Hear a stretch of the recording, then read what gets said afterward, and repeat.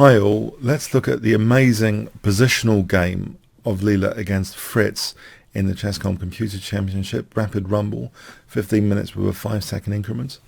So Leela playing white plays d4, d5, c4, e6, knight c3, knight f6.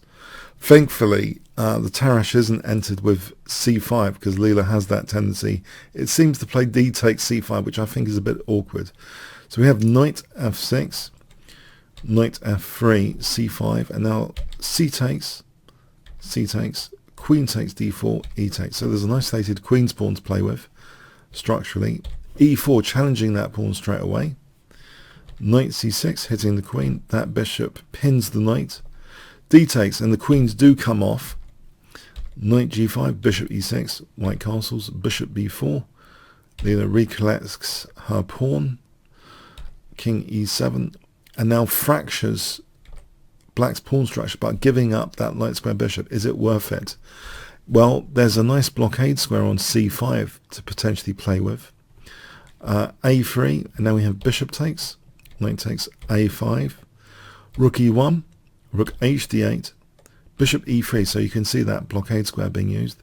The dart squares in particular are going to be torture points here, it seems. 95, so bishop c5 check. Knight e2, the knight is coming quite nicely to d4 now. Rook ac1, bishop d7, h4. We have king g6, f3, f6, rook c2, rook ab8. Black does have that b file to put pressure on b2. How does white solve the problems here? We have bishop f2 protecting this rook, which means the knight can now move. Rook b7, knight g3, offering an exchange of rooks. Actually, black played h5 here. If we look at this exchange of rooks possibility, that immediately targets a5. This is pretty unpleasant for black. If we look at this, this scenario where actually the rook can switch via c4 to a4 after some preparation moves. For example, here check, and then rook a4. Winning that a5 pawn. In this line you might be wondering about king d6. On king d6 there's actually the nice tactic. I wonder if you can spot it here if I give you 5 seconds to pause the video. So positional play and tactics. Bishop g3 check. Yeah, forces this, and then bishop f2 sneakily winning the rook here. So yeah, this is all pretty good stuff. So after rook takes e1, it was just avoided though. So h5, we have rook d1. Yeah, Leela doesn't even take on e8, so keeping the complexity, both sides having both rooks. So here rook c8, bishop e1, targeting indirectly a5. Now bishop f2 here, some toying, some positional moves. Now rook c4 here, hitting b2 again. That's protected explicitly. Here rooks c2, and now knight e7, bishop a7.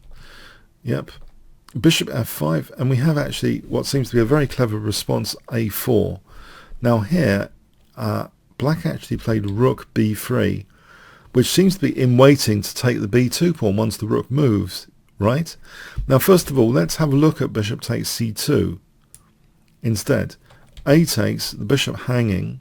So if rook takes, we actually protect our bishop and take that one. Thanks very much. That's a piece up. So let's say bishop a4. This runs into check, and bishop takes, sorry, and b6 here, just creating a protected passed pawn is possible. Because if king takes, then there's check, winning that bishop. Yeah, it's all very, very tactical behind the scenes here. And in this position, you might wonder, well, why put the bishop on a4? Well, where else? If bishop f5, what we do then is just bishop takes e7, and everything's protected here, so we can just take that pawn on c6. Big advantage. Thanks very much. So yeah, now going back to the story, if on a4 rook b3 was played, and curiously, Leela played rook c1, which seems to isn't it defeating the whole point? It's like running into black's whole plan, and black didn't even take the pawn here, and it might actually be the best move to take the pawn. So it seems somehow Fritz was freaked out by endgame scenarios here. If we look at taking this, which Stockfish 9 on certain analysis thinks is a good idea, I'll run you through an endgame scenario here. Check, bishop takes, which wins c6, so white's going to recollect the pawn there. But look, there's loose pawns on a4 and h4. So we have rook c2 first, though. This is a key move. And now if takes, that's a total disaster for a4, then I'm running outside pawn. So this is a key move. So say this, rook c4. Now look at this, pawn, knight, and pawn here, all on the row. Knight d5 check. Yeah, this is a long sequence, but it seems, you know, it could carry on with rook takes h4 check here. Rook d4. It does seem white ends up with a small edge. So knight takes, hitting the bishop. Bishop c2, taking out the outside pass pawn. Knight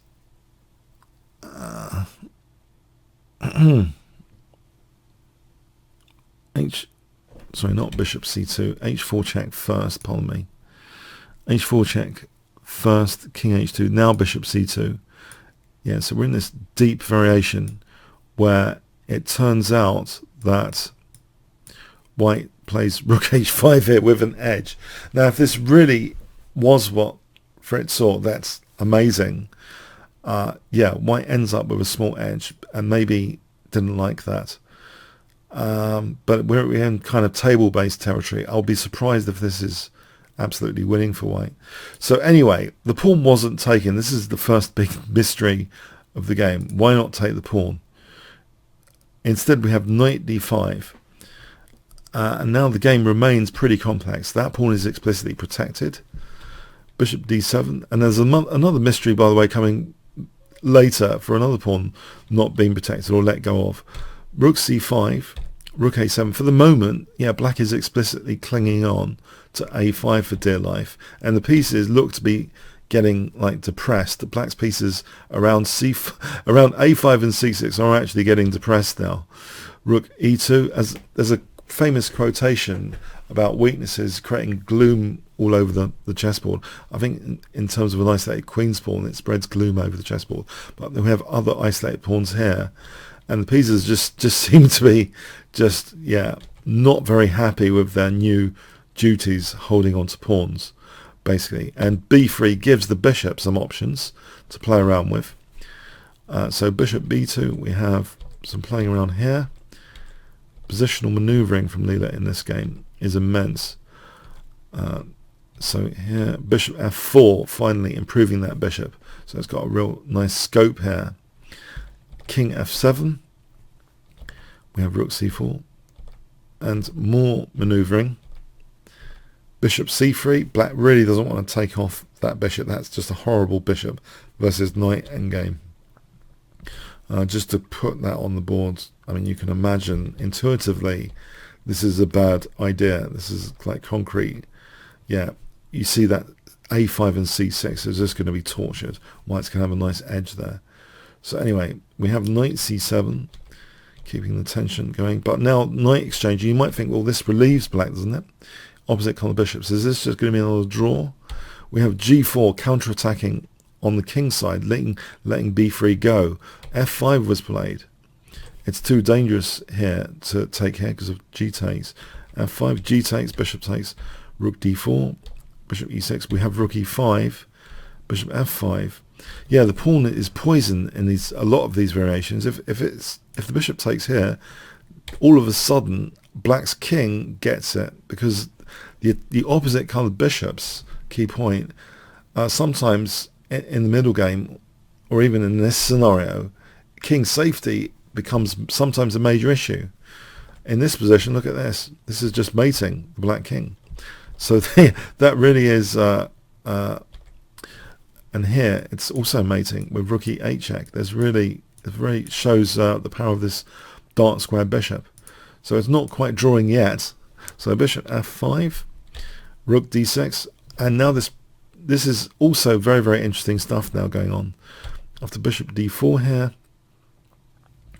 Again, the pawn's not taken rook e7. If the pawn's taken here, then rook d8 is strong. For example, this scenario, black would have to give back the pawn. If black doesn't give back the pawn, then here, yeah, that threatens rook takes and then king takes, so that doesn't quite work. And there, this threatens mate. And here is just unfortunate for black. We get a scenario, yeah, black ends up losing the exchange and the game, basically. So if black gives back the pawn, again, white's rooks and the bishop just are very, very dangerous. White has a big advantage here. So very, very complex stuff with the opposite colour bishops. So rook e7, we have rook f6 jack. Now if king takes, then there's rook takes a5 jack, and that's very, very pleasant for white. So king e8, rook c5, king d7, and now rook d5 exploiting that pinned pawn. Now rook f8 check, rook d d8, now here check, rook c e8, bishop comes to hit b3 again, check. Here again, this pawn is poisoned yet again after bishop e3. If takes, this wasn't played, bishop f5 again. If takes here, check, check, and actually bishop e3 check, and now this is a key move after takes rook h7 check, and this is like mating. Look at that, bishop covering the escape squares and the rook, the escape square a7. So again, a poison pawn scenario. So bishop f5, king g2, bishop d3, king g3, bishop c2, king f2, and yet again it's poison here with, for example, check, check, check. And again, similar story. Black's going to have to give up the exchange to sort of shield a7. It's not worth thinking about. But in fact, white can even play bishop c5, just checkmating, going for the checkmate. Yeah, if black doesn't give up the bishop, then it actually goes for the checkmate instead. So again, yeah, these poison pawn scenarios are just recurring. King g2. Okay, the king now comes back. It seems as though it wants to come back to this side of the board, but then it goes back to the other side after check. So some shuffling, king f2, bishop d3. So is Leela making progress? Is this just going to be another draw or something? Now we have rook e5, rook a8, bishop d2. So a5 is feeling the heat all of a sudden, and now king b7. And this is why I had to redo this entire video from scratch, by the way.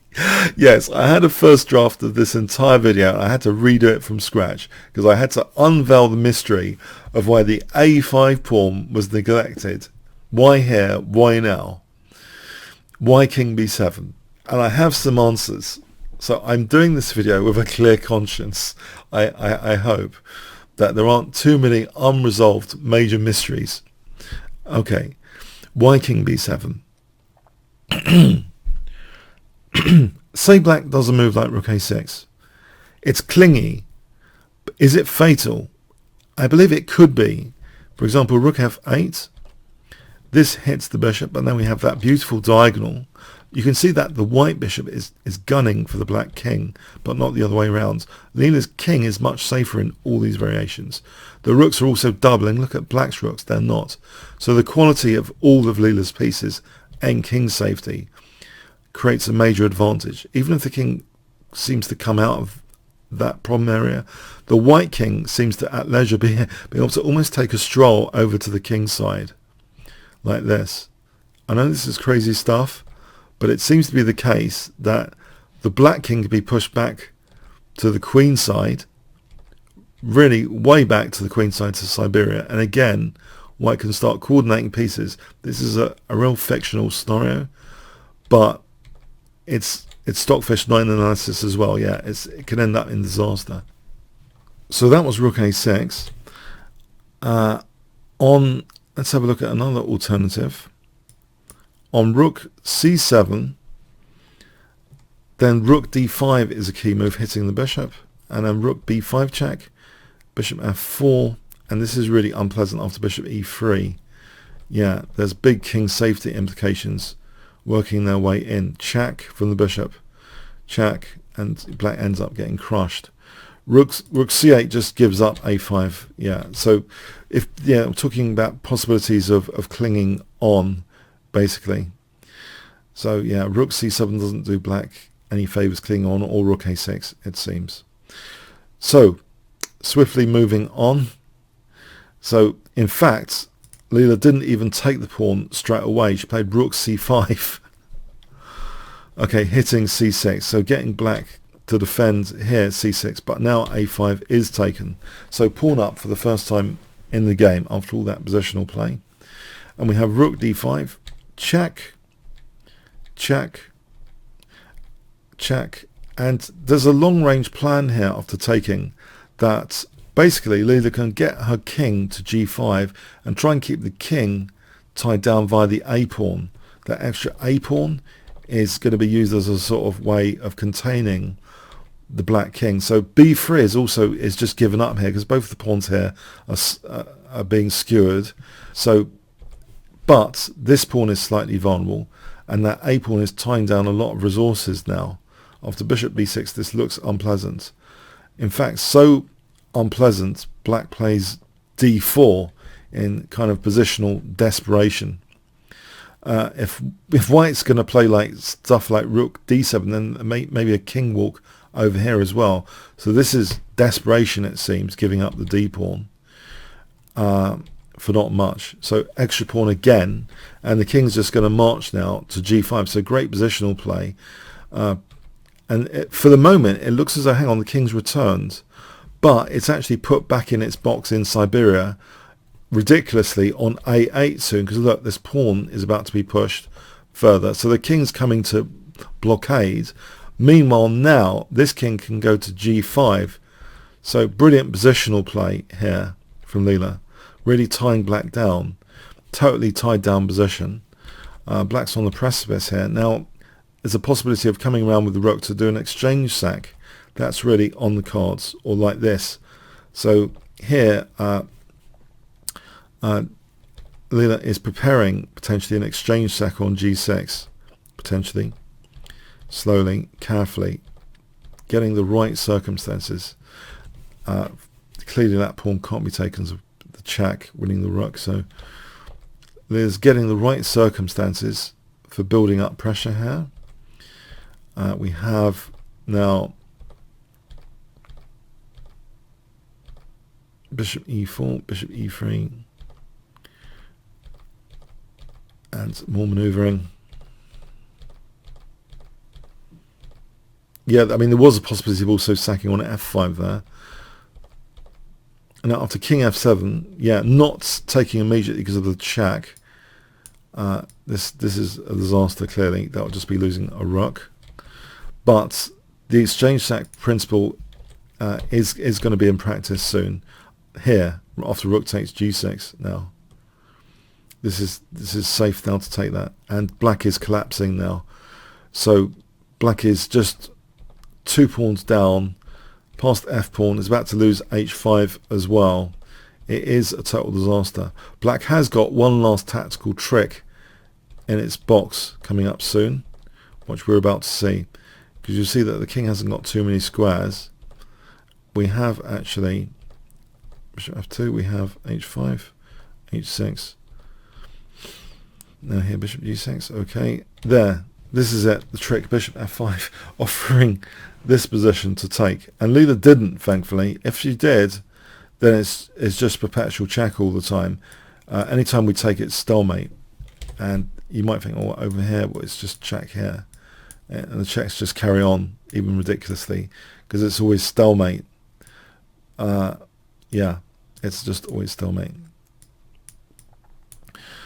So thankfully Leela didn't fall for that nasty trick and played just rook c3. So yeah, 3 pawns up, and the opposite colour bishops do not save black here. Yeah, this is just desperation. It's just totally lost now.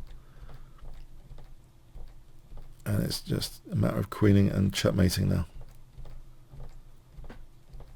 Okay, so to outline some positional lessons from this game, what do we get from this game? Well, Leela kind of did what Fritz wanted to do to Leela in their first encounter. It split the pawns, it tortured the pawns, it won the a5 pawn eventually, because if a5 apparently wasn't, if it wasn't let go of, then the two rooks and the bishop seems to conspire in a lot of variations. The king goes to h6. Weird stuff like that happens. Black's just totally tied down. So once the a-pawn was won, it was used to kind of incarcerate the black king or push it back to Siberia on aa. Then the white king went to g5 and basically undermined with that exchange sack. The pawn island, the little pawn island, was destroyed. And it was black dare not have won the exchange there. And then it's like 2 pawns up, then it's 3 pawns up, and that's it. So a fantastic positional story from Leela. Very, very complex game. But yeah, Fritz been positionally outplayed with what it wanted to do to Leela in the first game. Funny enough, ironic. Okay, comments, questions, likes, shares appreciated. Thanks very much.